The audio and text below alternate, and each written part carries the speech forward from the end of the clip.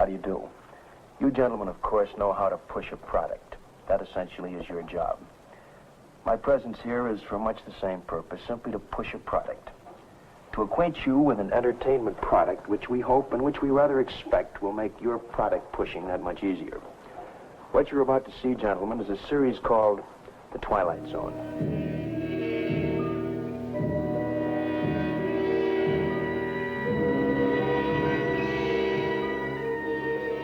You are about to enter another dimension. A dimension not only of sight and sound, but of mind. A journey into a wondrous land of imagination. Next stop, the Twilight Zone.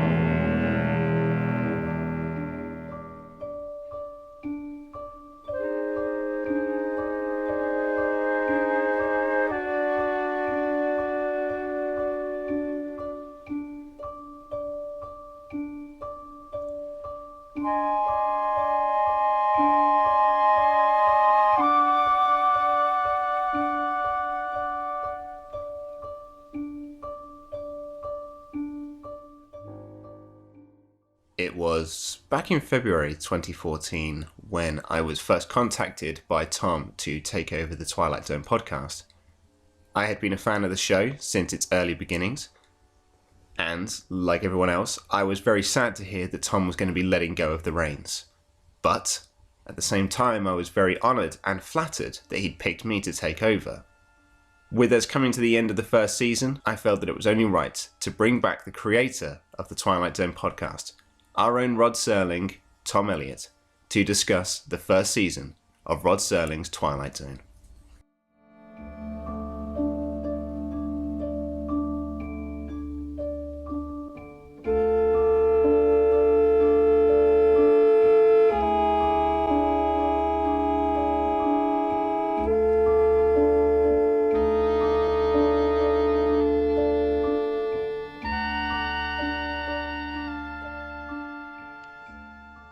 And so it gives me great pleasure to welcome back to the Twilight Zone podcast, Tom Elliot. How are you, sir?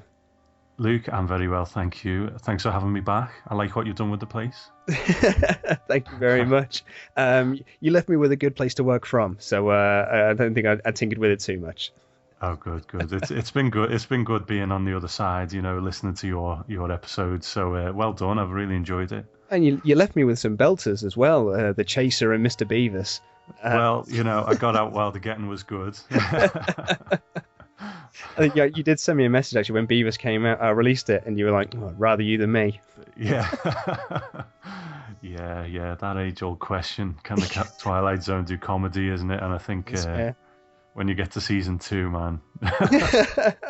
I'm very much looking forward to Mr. Dingle the Strong. It's. And speaking of, just some general thoughts really on season 1 as a whole. In particular, the episodes that you didn't get to dive into. Nice. The Chaser, the After Hours, Mr. Beavis. So, what are your general thoughts on season 1? Well, it's funny. I was looking down the list of episodes earlier on, and I think there's a good case to be made for season 1 could be the best season. And I'm not saying that's definitely the case, but I think there's definitely a case for it because there's some real heavy hitters in there. I think Time Enough at Last. What else? I don't know. I've forgotten that. Monsters Are Due on Maple Street. Stop at Willoughby. Yeah, Stop at Willoughby. Exactly. So some of these, it really kind of hit the ground running with these iconic episodes that have just really lasted and stood the test of time. So, season 1 for me will always be essential. You can argue about the later seasons and whether they are. There's always the good and the bad, but season 1, like I say, some heavy hitters in there and pretty consistent as well. Yeah, it's funny looking back on it now. I've been listening back on your podcast as well. There weren't that many clangers in the first series, really. I mean, thinking maybe Nightmare as a Child wasn't a particularly great episode, and actually, I think you and I have not so much butted heads because that makes it sound like we're fighting about them. But I know you weren't overly keen on the Fever or Yeah. Oh God, what's the other one where the fella, the devil sells him like immunity or like immortality? It's everyone will be shouting at us. Escape clause. Escape clause, was it? I was going to say all the listeners will be shouting at us for that one. Yeah. I mean, I can't remember what I said about it, to be honest. I mean, those two episodes. I mean, I quite like them actually. I mean, I really like Escape Clause. I think it's a nice idea, and I quite like the twist at the end. But there's something about the fever. I mean, you weren't overly keen on it when you did your podcast on it, and the Twilight Pone weren't particularly keen on it either. But I actually thought it was quite a decent little episode. I liked the nastiness of Franklin. And I liked I mean, you and I are both fans of practical effects, and I loved the dropping of the coins to sound like Franklin, and the story behind it of how they did it. Yeah. And I think that's kind of sort of a testament to, just how good it can be, really, and how good practical effects are. It's funny that there's a chap called Stephen who he's left a couple of messages on the website recently about your episodes, and he did way back in the past as well, and he left some feedback about the fever that made me reevaluate it slightly, because he's a smart guy and he always puts something on there that makes me think, and I didn't necessarily change my opinion on it. I still don't really care for it, but Escape Clause, if I remember rightly, I think it was more of a it's all right, in the scheme of things, it's okay. It doesn't knock me out, and especially considering it's quite light-hearted, it's quite funny at times. It is actually quite funny, which is something that the likes of Mr. Bemis never did. So Escape Clause is all right with me. So the episodes that you did miss, thoughts on those, like The Chaser? The Chaser, never really been a fan, to be honest. I prefer the original short story. Danny Davis did a reading of it way back in the thing, but Chaser, not really for me. No. What do we have after that? Passage for Trumpet. Passage for Trumpet. It was an episode. Stephen left a really, really good comment on that, actually, which I read out on the episode for the Mighty Casey. And so I really like Passage for Trumpet, but I think it's mostly just because Jack Klugman's so good. I agree. I really like Passage for Trumpet. We've been discussing this before the podcast, but my way of podcasting has always kind of been a bit of a moody kind of midnight radio vibe to it, and Passage for Trumpet has a very kind of the jazz kind of thing going on. It's very maybe not so much noirish, maybe a little, but I just like that kind of atmosphere that it has, and like you say, Jack Klugman is always watchable, so I'm a fan of Passage for Trumpet. I like it.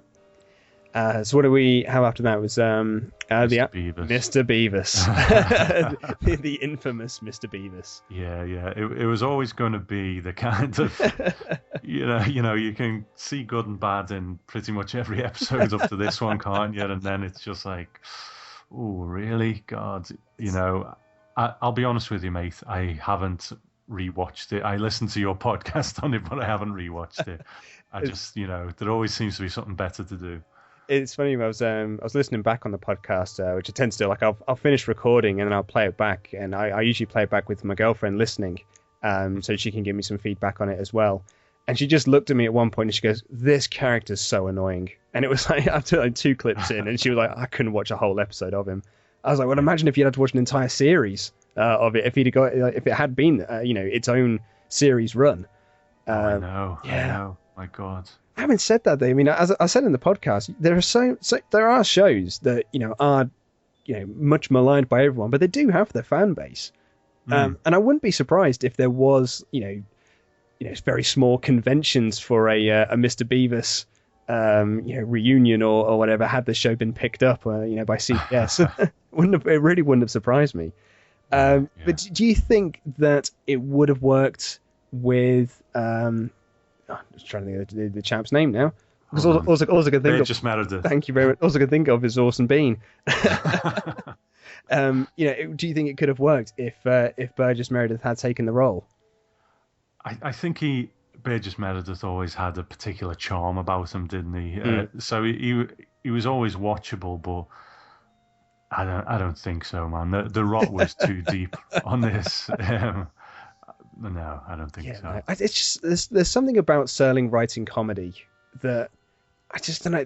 I don't think he really didn't have a knack for it. I mean, you always heard stories about how he was such a funny guy in real life and he was so much fun to be around, but I just don't think he really had a knack for writing comedy. And I mean, there's a particular clanger in the 4th season, The Bard, which is really, really awful in terms of comedy, and it's kind of relying on in the sound cues to try and realize that you're meant to be laughing. And it's although saying that, I did watch or rewatch Cavender is Coming sort of in my lead up to doing Mr. Beavis, and I will say I do think it's a better episode. It's not, it's still not great, but I actually think it's better than Mr. Beavis is.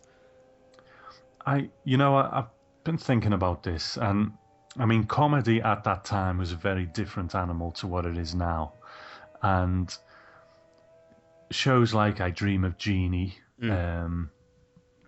even I Love Lucy, and I don't want to offend anyone. I know it's considered to be a classic, but it's, it doesn't really do anything for me. And I do wonder whether at the time people, comedy was just so different. And I wonder at the time whether people saw an episode like Mr. Beavis and were kind of like, oh yeah, this is, you know what I mean? Yeah. It's whether it was acceptable at that time and it just hasn't aged well. I don't know. Yeah, I'd imagine when Rod Serling wrote Mr. Beavis, he wasn't expecting that 60 years down the line there'd be two guys from Liverpool talking about on a podcast. Yeah, I know. He was forward thinking, but not that forward thinking. So, which brings us to one of the true highlights of the first season, as many will say, which is the After Hours. I agree. I do like the After Hours a lot. I think if I'd still been on when I covered that episode, I'd have probably told. It's not a great story, but it just kind of illustrates the vibe that I get from the After Hours. When I was younger, I worked in retail, and it was a store that was on 2 floors, and there was about 3 other floors above it that weren't used, and they were sealed up. And I had reason to go in there. I think I was just storing some stuff. And when I went up there, it was like they were from the 80s, but they were perfectly preserved. There was, all of the mannequins there. You'd walk into the offices as if someone had just walked out of them and not came back, Yeah. And there was even inappropriate things like topless women on calendars on the wall because it was a different time kind of thing. But, a department store is a place where people go and you see people, and when you see it in that light, that kind of very, very empty, and the way it was beautifully shot, I thought, it really does carry a certain kind of vibe about it, which I really liked. So yeah, I agree. After Hours is great. I think I did make the comment on the podcast that I think there is an argument to be made that Douglas Hayes was probably the finest director on the Twilight Zone, particularly the first season. I mean, but you look at his track record and he just had some fantastic episodes, and they all looked really, really great. I mean, as you well know, I, the Beholder is one of my favorite episodes. Which is another Douglas Hayes one. So yeah, I think there is probably a case to be made that he was one of the best people to work on the show. Definitely. And I think, I love the After Hours. I just think it's a really, really great episode. And I think you can overlook its flaws and its plot holes. I was talking to Fred from the Twilight Pone about it, and he said for him the plot holes were just too glaring to really ignore. But I mean, for me, I think I can, look past them, especially if you look past, the scene where the two middle management fellas just kind of, recount the plot and in that sort of "are you being served" mold. Yeah, I know what you mean. And it's interesting when you compare Elegy from earlier on in the season again, we've got these motionless people, and it's a Douglas Hayes episode as well, and I wonder whether, I don't know, because some of these were filmed out of sequence and so on. I don't know whether he did actually film Elegy before the After Hours, but it's interesting if it would make sense because he does it so much better in the After Hours. Absolutely, yeah, no, I definitely agree on that one. Just out of curiosity, actually, we've not spoken about this, but what do you think of the 80s version of the After Hours? I think I've watched it in the past couple of years, but I can't remember it that well. And I think you made the comment it's sort of like a slasher movie kind of vibe to it, and that kind of struck a chord in me. I think I would probably agree with that. Yeah, no, I think actually you kind of hit the nail on the head. You've seen it, but it's completely forgettable. It's not like the original After Hours, which I think does stay with you, and it's it's one of the most remembered episodes from the series for a reason. But I think there probably wouldn't be too many that would say that the 80s version of the After Hours was one of the particular highlights of the new Twilight Zone, if that's the name they wanted to go with it. Although as a series as a whole, there wasn't many highlights to be found in there. That's true. I guess there'll come a day when you need to decide whether you're going to go on to that or not, I guess. I know. It's funny enough, I was actually watching it last night. I was doing some updates to my website, and I had it on in the background. And there's a couple of episodes in there, and I think there's a couple of strong ideas, but I don't know. I think if when I was doing the podcast, I always thought if I carry on when I've finished and I go to the 80s show and the 1000s show and stuff, I would probably turn it into a discussion podcast, because there's not as much info out there about really them. Not, no. And it's a bit grim going to episodes of a show that's not that great every week and doing it, you know what I mean? So absolutely, yeah. I would have probably changed the format, but anyway, that's your decision. I was going to say, yeah, the ball's in my court on that one now. Especially because some of the episodes, were like 10 minutes long each, and featured no narration at the start or the end, and didn't really feature much about it. But I'll cross that bridge when we get to it. So we'll move on from your thoughts on some of the episodes that we've missed, and just what are your high points of the series apart from the After Hours? I'll try and maybe steer clear of some of the obvious ones, because everyone talks about Time Enough at Last, that sort of thing.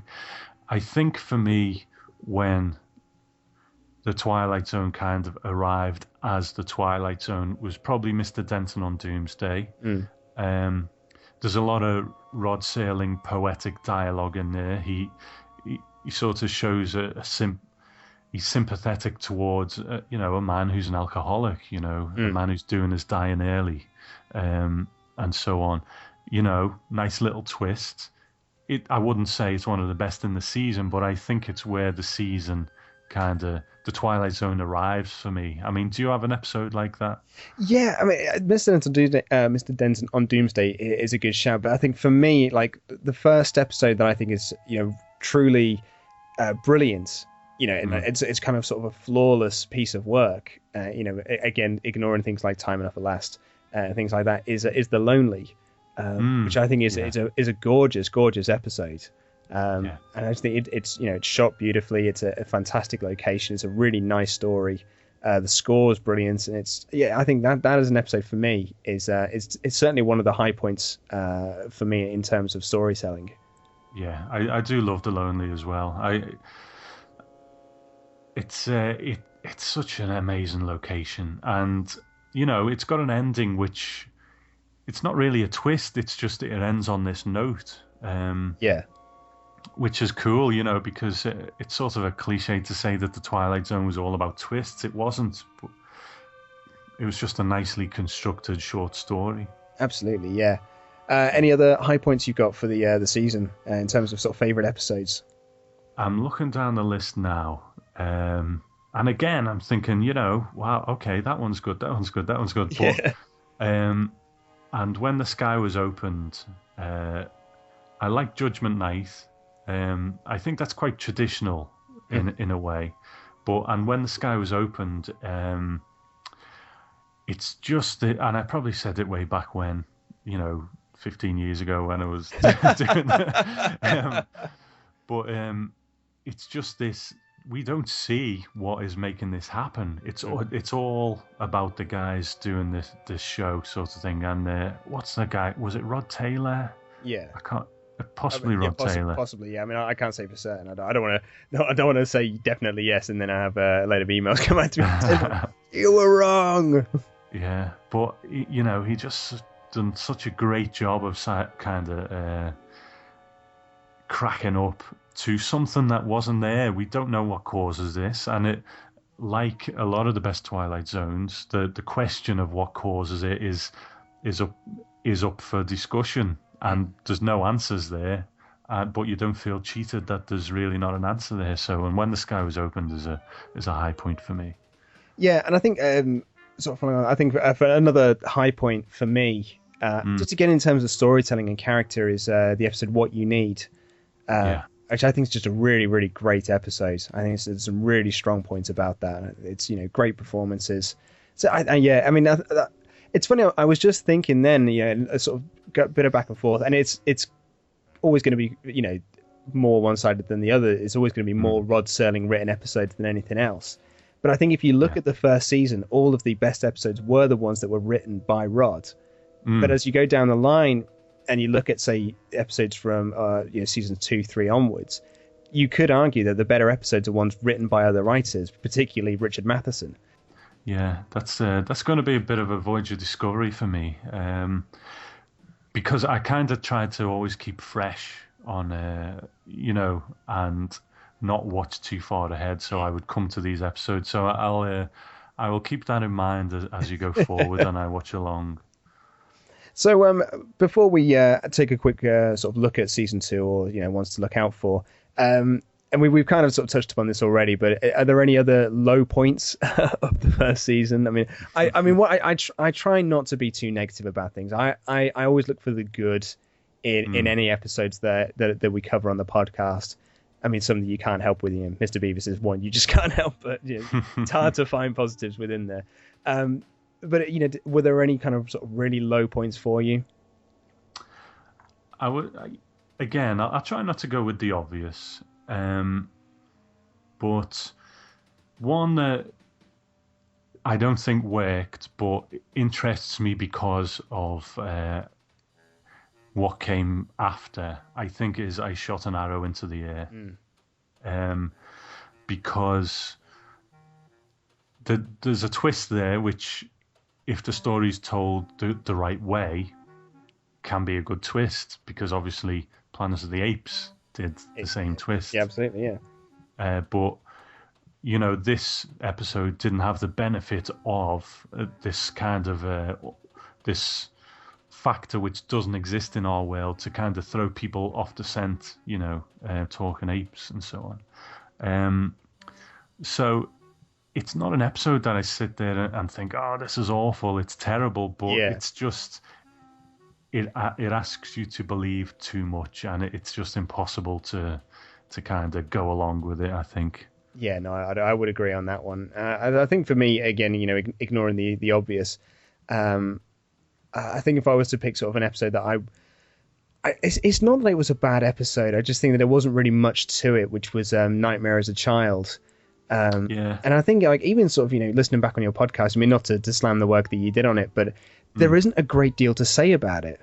It's just kind of an episode that was there. It's there really isn't much to say about it at all, to be honest. And I think that's kind of why it's not one that I often I wouldn't hold in much high regard, or I wouldn't return to and watch again.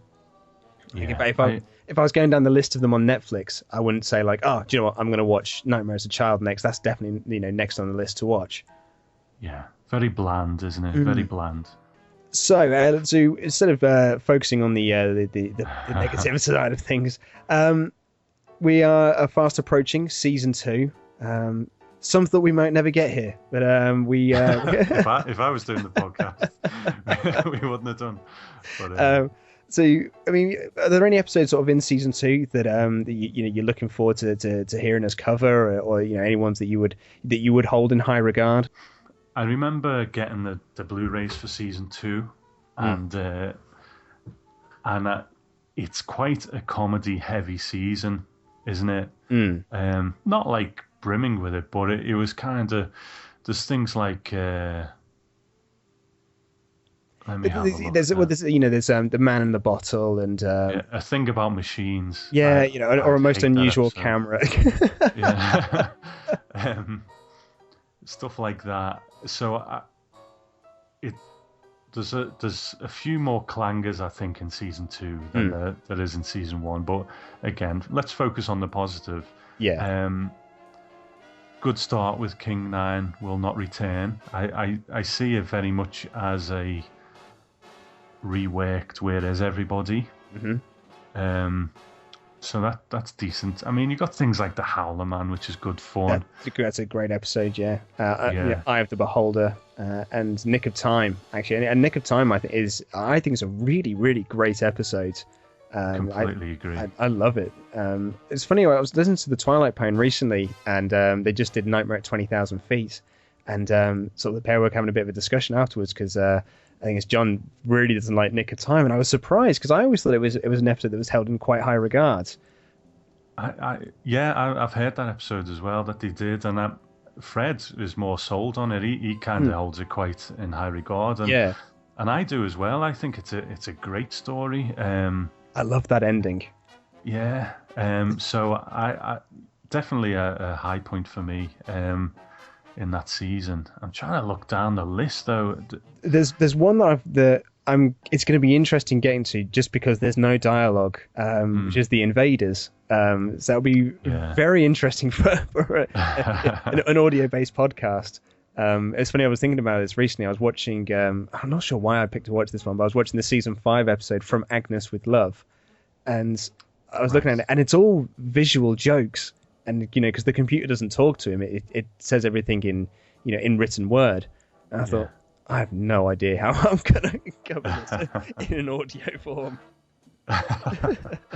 Yeah. A couple of others. Penny for Your Thoughts is a good episode. Which one's that again? Penny for Your Thoughts is one with Dick York, where he starts to hear people's thoughts. Right. Okay, I can't remember it that well. I'm looking down the list now, and there's 2 next to each other that I'm quite looking forward to. 100 Yards Over the Rim, I'm quite fond of that one. And also, in fact, there's 3 there. Long Distance Call, if it's the one I'm thinking of, it's quite creepy. The dead grandmother and the toy telephone. That is the one, yeah, and that is creepy. Yeah. And then I think maybe the last real highlight for me, and I'll be interested to hear what your episode on it, is The Silence. It's a Twilight Zone with no science fiction or occult kind of elements to it. It's just purely about people, but I think it's a really good episode. Yeah, no, I'm a big fan of that one, and that's an episode where the twist at the end is not one that you can see coming a mile off. I think you by that point of the Twilight Zone, you're probably well versed in knowing that there is going to be some form of twist coming, but right. It's I don't think it's one that's very clearly signposted. And even the episode before, the Rip Van Winkle caper, which is. It's a bit goofy in terms of its conclusion, but I actually quite like it. I think it's quite a charming little episode. And it also features, an element that Rod would later use again when doing Planet of the Apes, which is, someone's cryostasis being crushed and turning into nothing but a skeleton. Yeah. I remember now, actually, yeah. Yeah, it's a sort of bit of a knock around, bit of fun, that episode, isn't it? Yeah. And I think the last episode of the season, which one I am really looking forward to, is another great Burgess Meredith episode, The Obsolete Man. Yes. I'm quite fond of that one as well. It's there's a lot of subtext there, isn't there, about the society and so on. There's a lot to kind of dig into there. So I look forward to hearing what you got to say on that one. And it was also the season as well where the budget was cut dramatically. For certain episodes and filmed on VHS. So I think it's going to be a really interesting series to recap. I think there's some good episodes in there, but I think you're right. There's perhaps not as many classic episodes. But we'll see how it goes. There's some of them I'm really looking forward to. Eye of the Beholder, especially because an episode I absolutely adore. And it's interesting as well. I don't want to repeat myself because I'll be saying this on the podcast when I come around to get into this episode.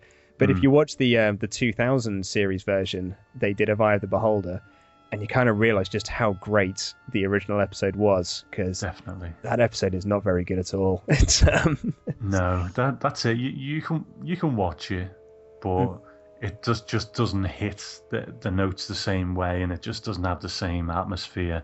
It's just like a kind of cheap knockoff, really, isn't it? It is, yeah, and it's remarkable to think as well. And I'm sure I'm not spoiling it anything for anyone here, but the reveal of the pigmen, in Eye of the Beholder is actually a really striking image.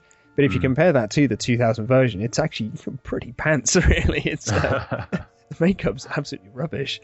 Yeah. So no, Ed, I'm really looking forward to covering that series, and it's been great having you back on the podcast, Tom. It's I'm sure that the Twilight Zone podcast fan base is very glad to hear your voice back on the show again. So it's been great having a bit of a catch up, looking back on the series.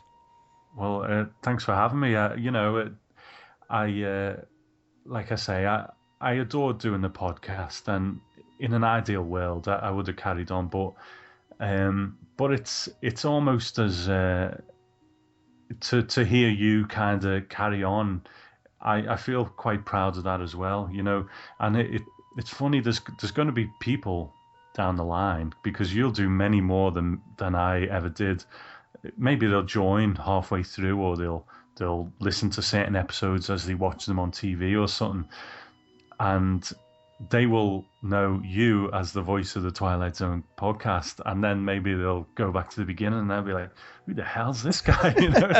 But I'm okay with that. I'm absolutely okay with that. I think it's quite fun, to be honest. But I'm just really glad that it's in such good hands, and it's really going from strength to strength, and because it's coming out regularly, it is getting that buzz about it, and which is what we all want. So no, thanks for carrying it on. I appreciate it. I don't think anyone else could have done as good a job as you have. It's an absolute pleasure of mine, and I look forward to. Fingers crossed, I can get through the whole thing myself, and who knows, maybe I will look at the 80s series, and we'll go from there. Yeah. But it's been great having you on, Tom. And if you ever want to send in any audio feedback for any of the episodes, feel free to do so. It'd be great to hear from you. Yeah, I will. I just thought, let's let Luke settle in and get the first season out the way, and then maybe I'll send you some in on a thing about machines, something like that. Let's see. All right. Well, thanks so much, man. It's great to speak to you. No problem. Thanks, Luke.